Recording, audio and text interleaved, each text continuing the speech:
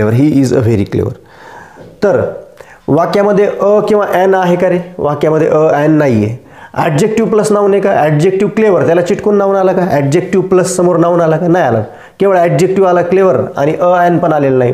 म्हणजे या वाक्याची सुरुवात आपण व्हाटने करणार नाही, तर या वाक्याची सुरुवात कशाने करणार रे? या वाक्याची सुरुवात आपण हाऊने करणार आहेत. कशाने करणार आहेत? हाऊने. तर मग काय म्हणून आपण या वाक्याची सुरुवात करताना कसं करायला पहा. हाऊ, याचा आन्सर काय होईल? हाऊ. आणि नंतर मी या एक रेष मारली पहा. हाऊ नंतर हा व्हेरी शब्द वगळून टाकायचा तुम्हाला हा, कारण तुम्ही हाऊ आणि व्हॉटमध्ये त्या भावनेची तीव्रता घेऊन टाकली ना, हाऊ आणि व्हॉट या शब्दामध्ये. तर तुम्हाला very, tremendously, extremely, so, too much हे शब्द काय करायचे? वगळायचे. हां, तर हाऊमध्ये त्याची भावना आली. त्याच्यानंतर हाऊ नंतर काय लिहायचं? डायरेक्ट हाऊ नंतर लिहायचं ॲडजेक्टिव्ह. हाऊ क्लेवर लिहिलं.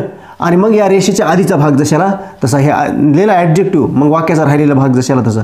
How clever he is.